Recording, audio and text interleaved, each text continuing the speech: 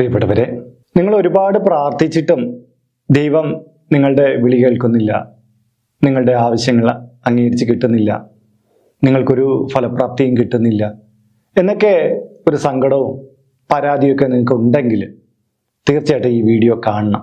കാര്യം പ്രാർത്ഥന എങ്ങനെ ഗുണപരമായിട്ട് നമുക്ക് നിർവഹിക്കാമെന്നും അതിലൂടെ എങ്ങനെ ഈശ്വര കടാക്ഷം നേടിയെടുക്കാമെന്നും നമുക്ക് വ്യക്തമായിട്ട് മനസ്സിലാക്കാൻ പറ്റുന്ന ഒരു വീഡിയോ ആണിത്. അപ്പോൾ ഇത് പൂർണ്ണമായിട്ട് കാണാൻ ശ്രമിക്കണം.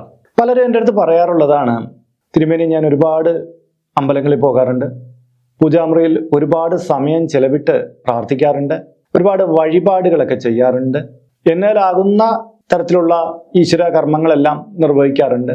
പക്ഷേ എൻ്റെ ആവശ്യങ്ങളൊന്നും ഭഗവാൻ അല്ലെങ്കിൽ ഭഗവതി കേൾക്കുന്നില്ല. എനിക്കെപ്പോഴും കഷ്ടപ്പാടുകളാണ്, എൻ്റെ ആഗ്രഹ നിവൃത്തി വരുന്നില്ല. എന്തുകൊണ്ടാണ് ഇങ്ങനെ സംഭവിക്കുന്നത്? എൻ്റെ പ്രാർത്ഥന ഈശ്വരൻ കേൾക്കാൻ എന്ത് ചെയ്യണം? ഇനി ഞാൻ വേറെ ഏതെങ്കിലും മന്ത്രം ജപിക്കേണ്ടതുണ്ടോ, അല്ലെങ്കിൽ ഞാൻ വേറെ ഏതെങ്കിലും കർമ്മം ചെയ്യേണ്ടതുണ്ടോ? ഇത് ഒരു വർഷം ഞാൻ ഏറ്റവും കൂടുതൽ കേൾക്കുന്ന ചോദ്യങ്ങളിലൊന്നായിരിക്കും. അപ്പോൾ അതിനെക്കുറിച്ച് നമുക്കൊന്ന് വ്യക്തമായിട്ട് നോക്കാം. അപ്പോൾ എന്താണ് ഈശ്വരനും ഭക്തനും തമ്മിലുള്ള ബന്ധം എന്നുള്ളത് നമ്മൾ മനസ്സിലാക്കണം. ഈശ്വരൻ കറണ്ട് പോലെയാണ്, അത് എവിടെയും നിറഞ്ഞിരിക്കുന്നു. പക്ഷേ ഭക്തൻ തൻ്റെ ഭക്തിയുടെ സ്വിച്ച് അമർത്തുമ്പോൾ മാത്രമാണ് അവിടെ ഒരു പവർ ഉണ്ടായിട്ട് ഒരു ലൈറ്റ് തെളിയുക. ഈ ഭക്തിയുടെ സ്വിച്ച് എങ്ങനെയാണ് അമർത്തേണ്ടത് എന്നുള്ളത് പലർക്കും അറിയില്ല. ഈ കറണ്ട് ഇങ്ങനെ നിറഞ്ഞു കിടപ്പുണ്ട്, എങ്ങനെ ഈ സ്വിച്ച് എവിടെയാണ് ഇരിക്കുന്നത്, അതെങ്ങനെ വർക്ക് ചെയ്യിക്കണം എന്നറിയില്ല. താൻ എന്താണ് ഇതിനൊരു ഇൻപുട്ട് കൊടുക്കേണ്ടത് എന്നുള്ളത് അറിയില്ല. പ്രധാനപ്പെട്ട 10 കാര്യങ്ങൾ നമ്മൾ ഇതിൽ ശ്രദ്ധിക്കേണ്ടതുണ്ട്. ആ 10 കാര്യങ്ങൾ ഞാൻ നിങ്ങൾക്ക് വളരെ ലളിതമായിട്ട് പറഞ്ഞുതരാം. ഒന്നാമത്തെ കാര്യം മനസ്സിൻ്റെ ഏകാഗ്രത ഇല്ലായ്മ തന്നെയാണ്. നമുക്കറിയാം, ദൈവികമായിട്ടുള്ള ഒരു സ്ഥാനത്ത് മനസ്സ് കാട് പിടിച്ച ചിന്തകളിലൂടെ കടന്നു പോയിട്ട് യാതൊരു കാര്യമില്ല. ദൈവത്തെ നമ്മൾ മനനം ചെയ്ത് കണ്ടെത്തേണ്ടതാണ്. അതൊരു തരം മണ്ണിൽ നിന്ന്, അതിൻ്റെ ആഴങ്ങളിൽ നിന്ന് നമ്മളെന്തോ കണ്ടെത്തുന്നത് പോലെ നമ്മുടെ മനസ്സിൻ്റെ അടിത്തട്ട് മുതൽ അങ്ങ് ബാഹ്യതലം വരെയുള്ള ഓരോ അണുവും ദൈവത്തെ തേടിക്കൊണ്ടിരിക്കണം. അതാണ് ഒരു പ്രാർത്ഥന എന്ന് പറയുന്നത്. എന്നാൽ പലപ്പോഴും വിശ്വാസികളിൽ പലർക്കും ബാഹ്യമായ പ്രാർത്ഥനകളേ ഉള്ളൂ. ക്ഷേത്രത്തിൽ ചെല്ലുന്നു, ഇങ്ങനെയൊക്കെ ആക്കുന്നു, ഇങ്ങനെയൊക്കെ ആക്കുന്നു, കുറെ ആക്ഷൻസ് ഒക്കെ ഇവർ നടത്തുന്നുണ്ട്. പക്ഷെ നിശബ്ദമായ പുഞ്ചിരിയോടുകൂടി ആ ദൈവത്തെ ദർശിക്കാൻ പലർക്കും കഴിയാതെ പോകുന്നുണ്ട്. കാര്യം ആ കണക്ഷൻ അവർക്ക് കിട്ടുന്നില്ല. ഇപ്പോൾ ഉദാഹരണം പറഞ്ഞാൽ, ഒരാൾക്ക് ഒരു വീട് വേണം. അയാള് ചിന്തയിൽ മുഴുക്കെ, ഈശ്വര എനിക്കൊരു വീട് നൽകണമേ, ഒരു വീട് കിട്ടണേ, എനിക്ക് ഇത്രയും കാലമായിട്ട് കയറി കിടക്കാൻ ഇടമില്ലേ, ഇങ്ങനെ പരാതി പോലെ അയാളുടെ വീടിൻ്റെ ചിത്രത്തെക്കുറിച്ചും, ആ വീടെന്ന് പറഞ്ഞപ്പോൾ തന്നെ ആ വ്യക്തിക്ക് ആ വീടിൻ്റെ മുൻവശം, അതിൻ്റെ ചുറ്റുപാടുകൾ എല്ലാം ഇങ്ങനെ മനസ്സിൽ ഓർമ്മ വന്നു. ഇവിടെ ഇയാൾ വീടിനെ കുറിച്ച് ചിന്തിച്ചുകൊണ്ടിരിക്കുമ്പോൾ ഔട്ടാവുന്ന ആരാണെന്നറിയുമോ? ദൈവം എന്നുള്ള ചിത്രമാണ് അദ്ദേഹത്തിൽ നിന്ന് ഔട്ടാവുന്നത്. അദ്ദേഹം ഒരു ആവശ്യം ഉന്നയിച്ചു തുടങ്ങുമ്പോഴേക്കും അയാൾക്ക് ദൈവം എന്ന് പറയുന്ന യഥാർത്ഥ സങ്കല്പം, അങ്ങ് നമ്മളെന്താ ഒരു തല മുതൽ കാല് വരെ നീളുന്ന എന്ന് പറയുന്ന ആ രൂപം നമുക്ക് എങ്ങനെ വേണമെങ്കിലും ദൈവത്തെ സങ്കല്പിക്കാം. പക്ഷെ അത് പൂർണ്ണമായി സങ്കല്പിച്ച് നമ്മളിലേക്ക് ഇഴുകിച്ചേർക്കുമ്പോഴാണ് ആ ദൈവവും നമ്മളുമായിട്ട് കണക്ഷൻ ഉണ്ടാവണേ. പക്ഷെ ഇവിടെ ബാഹ്യമായ അഭ്യർത്ഥനകൾ നടത്തിക്കൊണ്ടിരിക്കുമ്പോൾ, പ്രാർത്ഥന നമ്മൾ ഒരു തലത്തിൽ നിന്ന് ചെയ്തുകൊണ്ടിരിക്കുന്നു, അഭ്യർത്ഥനകൾ നടത്തിക്കൊണ്ടിരിക്കുന്നു, ഇവിടെ കണക്ഷൻ നടക്കുന്നില്ല. ഇത് മനസ്സിലാക്കണം. നമ്മളെപ്പോഴും ഉള്ളില് നമ്മുടെ ആവശ്യങ്ങൾ ഒരു വട്ടമോ 2 വട്ടമോ ഒക്കെ ഒന്ന് പറഞ്ഞേക്കുക. നിരന്തരമായിട്ട് നമ്മളിങ്ങനെ പറഞ്ഞു കൊടുത്തോണ്ടിരിക്കുകയൊന്നും വേണ്ട. നമ്മൾ പ്രാർത്ഥിക്കുന്നതിന് മുമ്പ് തൊഴുത് ഒരു വട്ടം അത് പറഞ്ഞിട്ട് ആ ഭഗവത് ചൈതന്യത്തെ മാത്രം ഇങ്ങനെ കണ്ടുകൊണ്ടേയിരിക്കുക. പിന്നെ ഒന്നും പറയണ്ട, അവിടെ മന്ത്രം, നിങ്ങൾക്ക് അറിയാവുന്ന ധ്യാനങ്ങൾ, മന്ത്രങ്ങൾ ഇവ ജപിച്ചുകൊണ്ടിരിക്കുക. നിങ്ങൾ വെറുതെ ഇങ്ങനെ പറഞ്ഞു കൊടുത്തോണ്ടിരുന്നിട്ട് കാര്യമില്ല. കാര്യം ഒരു വട്ടം നിങ്ങൾ പറയുമ്പോൾ തന്നെ 1000 വട്ടം കേൾക്കുന്നത് ഒന്നാണ് ഈ ഭഗവത് ചൈതന്യം എന്ന് പറയുന്നത്. നിങ്ങളുടെ ഉള്ളറിയാൻ പറ്റും, പക്ഷെ നിങ്ങൾ ആ കണക്ഷൻ ഇടണം. പലപ്പോഴും അഭ്യർത്ഥനകൾക്ക് മുന്നിൽ ആ ദൈവികമായിട്ടുള്ള കണക്ഷൻ നഷ്ടപ്പെട്ടു പോവുകയാണ് പലർക്കും സംഭവിക്കുന്നത്. ഇതൊരു കാര്യമാണ്. രണ്ടാമത്തെ കാര്യം സംശയമുള്ള വിശ്വാസം എന്നുള്ളതാണ്. അതായത് ചിലർക്ക് പ്രാർത്ഥിക്കുന്നതിന് മുമ്പ് ഒരു സംശയമാണ്, ഞാനിത് പ്രാർത്ഥിച്ചു കഴിഞ്ഞാൽ ഇത് നടക്കുമോ, ഇത് കിട്ടാതിരിക്കുമോ, ഈ ഭഗവാന് ശക്തിയുണ്ടോ? ചിലർ ക്ഷേത്രടയിൽ വന്നിട്ട്, തിരുമേനി ഞാൻ ഒരു 5 വട്ടം ഈ മന്ത്രം ജപിച്ചു, ഇനി വേറെ ഏതെങ്കിലും മന്ത്രം ഉണ്ടോ, ആ മന്ത്രം കൂടെ 10 വട്ടം ജപിക്കാം, ഈ വഴിപാട് ഞാൻ 2 വട്ടം ചെയ്തു, ഇനി ഇതിനേക്കാൾ കൂടിയൊരു വഴിപാടുണ്ടോ? ഇങ്ങനെ അവരുടെ ആവശ്യത്തിന് വേണ്ടിയിട്ടുള്ളൊരു വെപ്രാളം വരും. താൻ ചെയ്യുന്ന കർമ്മങ്ങളിൽ പൂർണ്ണമായിട്ടുള്ള വിശ്വാസം വരില്ല. ചിലപ്പോൾ കണ്ടിട്ടില്ലേ, ഒരു ജ്യോതിഷൻ ഒരു കാര്യം പറഞ്ഞു കൊടുത്താൽ ഒരാഴ്ചയ്ക്കുള്ളിൽ ആ കാര്യം നടന്നു കിട്ടിയില്ലെങ്കിൽ അടുത്ത ജ്യോതിഷൻ്റെ അടുത്ത് പോകും. അവിടെയും പറഞ്ഞ കുറേ കാര്യങ്ങൾ ചെയ്യും. അവിടെയും കിട്ടിയില്ലെങ്കിൽ അടുത്തടുത്തോട്ട് ഓടും. ഇനി കുറച്ചാൾ കഴിയുമ്പോൾ പറയും അമ്പലത്തിലൊന്നും അല്ല, വേറൊരു സ്ഥലത്ത് ഒരു വീട്ടിലെന്തോ വെച്ചിട്ടുണ്ട്, അവിടെ പോയി പ്രാർത്ഥിച്ചാൽ കിട്ടുമെന്ന് പറഞ്ഞാൽ അങ്ങോട്ട് ഓടും. അത് കഴിഞ്ഞ് മറ്റൊരു മതത്തിന്റെ കാര്യം പറഞ്ഞാൽ അങ്ങോട്ട് ഓടും. ഒന്നിലും ഇവർക്ക് ഉറച്ചിരിക്കാൻ പറ്റില്ല. അവർക്ക് ആ ഈശ്വര ചൈതന്യത്തിലേക്കുള്ള കൃത്യമായ വിശ്വാസമില്ലേ. വിശ്വാസം ഇല്ലാതെ ഈശ്വര പ്രാർത്ഥനയായിട്ട് നടന്നിട്ട് ഒരു കാര്യമില്ല. അങ്ങനെയുള്ളവർക്ക് അവരുടെ ആവശ്യങ്ങളൊന്നും നിറവേറി കിട്ടില്ല. അത് പ്രധാനപ്പെട്ട കാര്യമാണ്. മൂന്നാമത്തെ മുൻകർമ്മങ്ങളുടെ ഫലം എന്നുള്ളതാണ്. ഈ വ്യക്തികളുടെ ജീവിതത്തിൽ കർമ്മഫലം നന്നായിട്ട് സ്വാധീനിക്കുന്നു എന്ന് ഹൈന്ദവരെല്ലാം വിശ്വസിക്കുന്നുണ്ട്. അതായത് നമ്മൾ മുൻകാലങ്ങളിൽ ചെയ്ത ചില നീചപ്രവൃത്തികളുടെയോ നമ്മളാൽ ചുറ്റപ്പെട്ട ആൾക്കാർ ചെയ്ത നീചപ്രവൃത്തികളുടെ ഒരു അംശം നമുക്കും കൂടെ അനുഭവിക്കേണ്ടി വരും. അപ്പോൾ ഈശ്വര പ്രാർത്ഥന നിരന്തരമായിട്ട് ചെയ്തിട്ടും ചില വ്യക്തികൾക്ക് ഈ കർമ്മഫലം കൊണ്ട് ചിലപ്പോൾ നമ്മളെ മറവിയിലായിപ്പോയി ഈ കർമ്മം. ഇപ്പോൾ ഒരു നാഗത്തിനെ തല്ലിക്കൊന്നു, അല്ലെങ്കിൽ വിശന്നു വലഞ്ഞ പട്ടിയെ നമ്മൾ എറിഞ്ഞോടിച്ചു. ഇങ്ങനെ സഹജീവികളുടെ കാരുണ്യമല്ല നമ്മൾ പ്രവർത്തിച്ച ചില കാര്യങ്ങളൊക്കെ ഉണ്ടാവും. അത് ഒരു ബൂമറാങ് പോലെ കർമ്മ നമ്മുടെ ജീവിതത്തിലേക്ക് വന്ന് പതിച്ചതായിരിക്കാം. അപ്പോൾ ആ കർമ്മഫലം നമുക്ക് നെഗറ്റീവായിട്ട് വരുമ്പോൾ നമ്മൾ ഓടിച്ചെന്ന് അതിനെതിരെ പ്രാർത്ഥിച്ചിട്ടൊന്നും ചിലപ്പോൾ ഗുണം കിട്ടില്ല. ചില വ്യക്തികൾ പറയാറുണ്ട്, ഞാനൊരു തെറ്റും അറിഞ്ഞുകൊണ്ട് ചെയ്തിട്ടില്ല. ഈ അറിഞ്ഞുകൊണ്ട് ചെയ്തിട്ടില്ല എന്ന് പറഞ്ഞാൽ അറിയാതെ ചെയ്തിട്ടുണ്ടാവാം ഒരു ജാമ്യം എടുക്കൽ അവിടെ ഉണ്ട്. അതൊരു സാധ്യതയാണ്. എന്തായാലും കർമ്മഫലം നമ്മൾ മനസ്സർപ്പിച്ച് പ്രാർത്ഥിച്ചു കഴിഞ്ഞാൽ നമ്മൾ എന്ത് തെറ്റ് ചെയ്താലും അതിനൊരു പരിഹാരം എന്നുള്ള നിലയിൽ പെട്ടെന്ന് തന്നെ കാര്യങ്ങളെ ഭഗവത് സമക്ഷത്ത് നിന്ന് നമുക്ക് നേരെയാക്കി തരാറുണ്ട്. പക്ഷെ ഒരു ക്ഷമ വേണം. ചിലപ്പോൾ ചിലർക്ക് കുറച്ച് നാൾ കൊണ്ട് കിട്ടും, ചിലർക്ക് കൂടുതൽ നാൾ കൊണ്ട് കിട്ടും. അപ്പോൾ അതുവരെ കാക്കാനുള്ളൊരു മനസ്ഥിതി വേണം. അല്ലാതെ ഒരല്പം പ്രാർത്ഥന നടത്തിയിട്ട് ഇട്ടെറിഞ്ഞിട്ട് ഓടരുത് എന്നുള്ളതേ ഉള്ളൂ. നാലാമത്തെ കാര്യത്തിലേക്ക് വരുമ്പം സമയത്തിൻ്റെ വ്യത്യസ്തത എന്നുള്ളതാണ്. നമ്മുടെ ടൈമും ദൈവത്തിൻ്റെ ടൈമും വ്യത്യസ്തമാണെന്നുള്ളതാണ്. നമ്മൾ ചില കാര്യങ്ങൾ ഇപ്പം വേണമെന്ന് ആഗ്രഹിക്കുന്നു, പക്ഷെ ദൈവം പറയുന്നത് നിനക്ക് തരാം, പക്ഷെ ഇപ്പോൾ സമയമായിട്ടില്ല എന്നുള്ളതാണ്. അതായത് നമുക്ക് ഈ ടൈമിൽ അത് തന്നു കഴിഞ്ഞാൽ ശരിയാവില്ല എന്നുള്ളൊരു അവസ്ഥയുണ്ട്.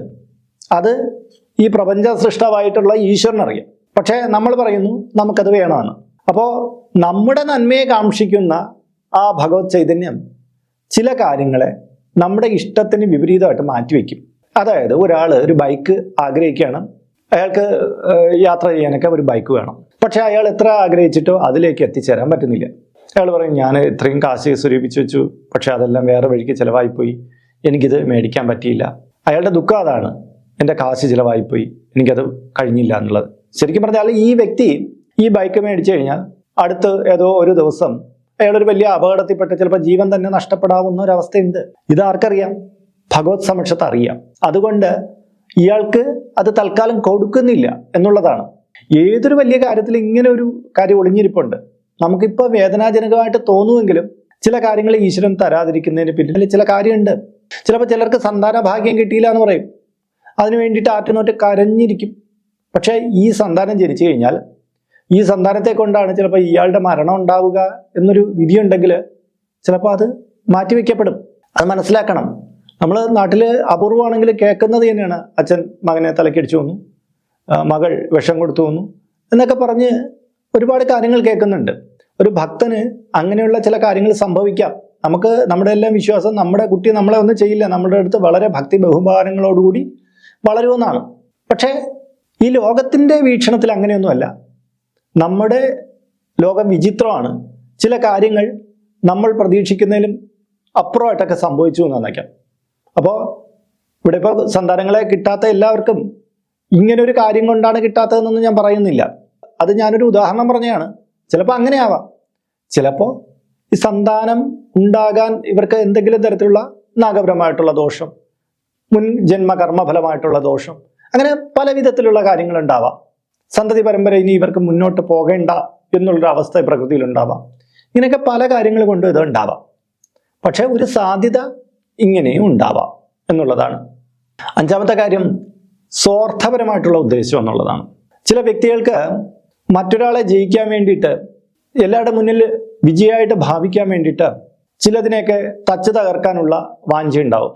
ദൈവത്തിൻ്റെ അടുത്ത് നിന്ന് പ്രാർത്ഥിക്കുന്നത് മറ്റൊരാൾക്ക് ആപത്ത് വരണേ, എനിക്ക് മാത്രം അത് കിട്ടണേ, എൻ്റെ സഹോദരങ്ങൾക്ക് അത് കിട്ടാതെ പോകണേ, ഇങ്ങനെ ചെയ്തു കഴിഞ്ഞാൽ ഇത്രയും നേർച്ച തന്നേക്കാം എന്നുള്ള രീതിയിൽ ഗൂഢോദ്ദേശമായിട്ടുള്ള പ്രാർത്ഥനകളുണ്ട്.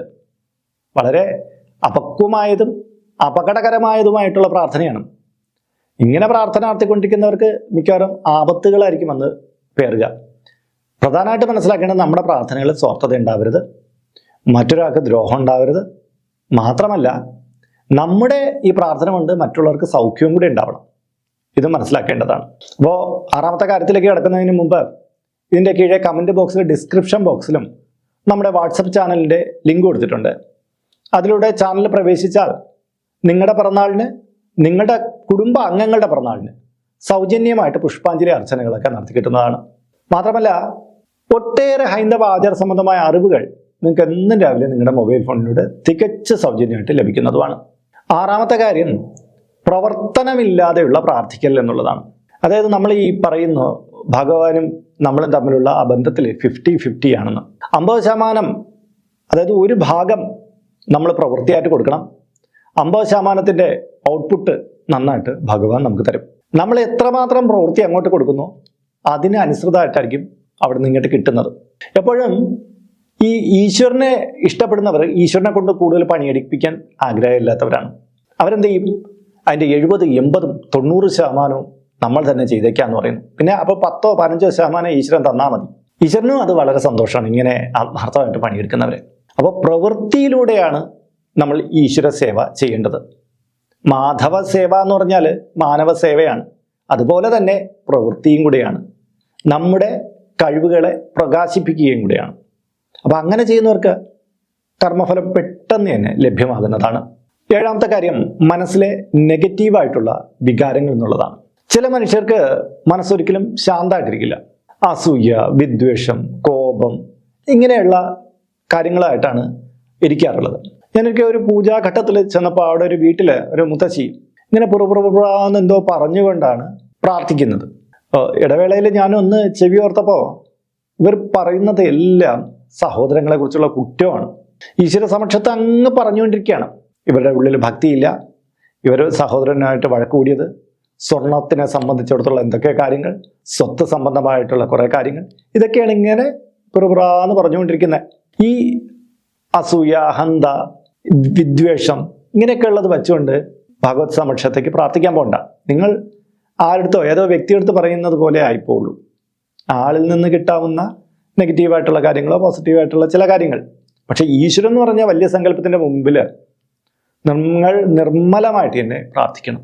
നിങ്ങൾക്കുണ്ടായ അനുഭവങ്ങളെക്കുറിച്ച് വ്യക്തമായ ധാരണയുള്ള ആളാണത്. നിങ്ങളുടെ ഇത്തരം പ്രശ്നങ്ങളെ മാറ്റിത്തരാൻ കഴിവുള്ള ആളാണ്. പക്ഷെ നിങ്ങളിങ്ങനെ വിദ്വേഷം കുത്തിയിറച്ച് സഹോദര്യമില്ലായ്മ പ്രദർശിപ്പിച്ചുകൊണ്ടൊക്കെ ഇങ്ങനെ പറഞ്ഞുകൊണ്ടിരുന്നാൽ, അശാന്തമായ മനസ്സോടുകൂടി പറഞ്ഞുകൊണ്ടിരുന്നാൽ ഒന്നും അങ്ങോട്ട് എത്തില്ല. വെള്ളത്തിലിറക്കാത്ത വഞ്ചിയിൽ ഇരുന്ന് തുഴയുന്ന ഒരു മനുഷ്യനെ പോലെ ആയിരിക്കും അത്. അത് ശ്രദ്ധിക്കേണ്ടതാണ്. ഈ വെള്ളത്തിലിറക്കാത്തതുകൊണ്ട് വഞ്ചി ഒരിടത്തും പോകുന്നില്ല, അവിടെ തന്നെ കിടക്കും അല്ലേ? അതുപോലെയാണ്. 8ാമത്തെ കാര്യത്തിലേക്ക് കടക്കുന്നതിന് മുമ്പ് ഇതിൻ്റെ കീഴെ കമൻറ്റ് ബോക്സിൽ നിങ്ങളുടെ പേര്, നിങ്ങളുടെ വയസ്സ്, നിങ്ങളുടെ നക്ഷത്രം ഇവ രേഖപ്പെടുത്തിയാൽ ഇവിടെ നടക്കുന്ന പൂജാ പ്രാർത്ഥനകളിൽ നിങ്ങളെ കൂടി ഉൾക്കൊള്ളിക്കാൻ പറ്റും. 1 മാസത്തേക്കായിരിക്കും ഇപ്രകാരം ചെയ്യുക. കൂടുതലായിട്ട് വേണമെന്നുള്ളവർ ഇനി തൊട്ട് ഇതിൽ അപ്ലോഡ് ചെയ്യുന്ന എല്ലാ വീഡിയോയുടെ കീഴിൽ നിങ്ങളുടെ ഡീറ്റെയിൽസ് ഇങ്ങനെ കൊടുത്താൽ മതി. അതിനായിട്ട് ഇതുവരെയ്ക്ക് നിങ്ങൾ ഈ ചാനൽ സബ്സ്ക്രൈബ് ചെയ്തിട്ടില്ലെങ്കിൽ അത് ചെയ്യണം. ഒപ്പം തന്നെ ഈ വീഡിയോ ഒന്ന് ലൈക്ക് കൂടി ചെയ്യണം. ഇത് പറയുന്നത് എന്തിനെന്ന് വെച്ച് കഴിഞ്ഞാൽ അങ്ങനെ ചെയ്യുമ്പോഴായിരിക്കും റെക്കമെൻഡേഷനായിട്ടും നോട്ടിഫിക്കേഷനായിട്ടും ഇതിലെ വീഡിയോകൾ നിങ്ങൾക്ക് അറിയാൻ പറ്റുക. അങ്ങനെ കിട്ടുമ്പോഴാണല്ലോ നിങ്ങൾക്ക് നിങ്ങളുടെ ഡീറ്റെയിൽസിൻ്റെ കീഴെ കമൻറ്റ് ബോക്സിൽ രേഖപ്പെടുത്താൻ കഴിയുക. അപ്പോൾ ഇതിനെ കൂടി ഒന്ന് പ്രയോജനപ്പെടുത്തുക. 8ാമത്തെ കാര്യം സ്ഥിരതയില്ലാത്ത പ്രാർത്ഥന എന്നുള്ളതാണ്. ചില വ്യക്തികൾക്ക് പ്രാർത്ഥിക്കുന്നതിനെ കുറിച്ച് ഒരു ബോധമില്ലാത്ത പോലെയാണ് പ്രാർത്ഥന. അതായത് അവർക്ക് എന്താണ് വേണ്ടത്, എന്താണ് താൻ ലക്ഷ്യമാക്കേണ്ടതെന്നൊന്നും അറിയില്ല. ഇന്നെന്തൊക്കെയോ കാര്യങ്ങൾ പ്രാർത്ഥിക്കുന്നു, നാളെ എന്തൊക്കെയോ പറയുന്നു, മറ്റന്നാൾ വേറെ എന്തൊക്കെയോ പറയുന്നു. ഇങ്ങനെ ഏകാഗ്രമല്ലാത്ത രീതിയിൽ ഇവർ പ്രാർത്ഥിച്ചുകൊണ്ടിരിക്കും. ചില പ്രത്യേക പൂജകളുണ്ട്, കാര്യസിദ്ധ്യ പൂജകൾ. ഇന്ന് പറയുന്ന കുട്ടിക്ക് നല്ല മാർക്ക് നേടാൻ വേണ്ടിയിട്ട് പ്രാർത്ഥിക്കും. നാളെ കുടുംബത്തിലുള്ള പ്രശ്നങ്ങൾ മാറ്റാൻ വേണ്ടി പ്രാർത്ഥിക്കും. മറ്റന്നാൾ വേറെ എന്തെങ്കിലും ഒരു വിഷയമായിരിക്കും.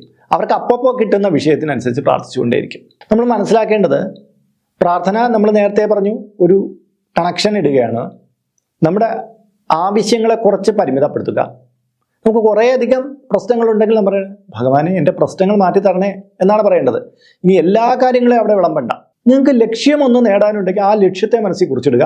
ഭഗവാനെ അറിയാലോ, എനിക്ക് ഇതാണ് ലക്ഷ്യം, അവിടെ നിന്ന് എൻ്റെ കൂടെ ഉണ്ടാവണം എന്ന് പറഞ്ഞ് ഒരു വട്ടമോ 2 വട്ടമോ പറഞ്ഞ് നന്നായിട്ട് പിന്നെ അങ്ങോട്ട് പ്രാർത്ഥന തുടങ്ങുക. പ്രാർത്ഥന എന്ന് പറഞ്ഞാൽ ജപങ്ങൾ, സ്തോത്രങ്ങൾ, അങ്ങനെ നിങ്ങളുടെ മനസ്സിൻ്റെ പ്രസരിപ്പ് അവിടെ കൊടുക്കണം.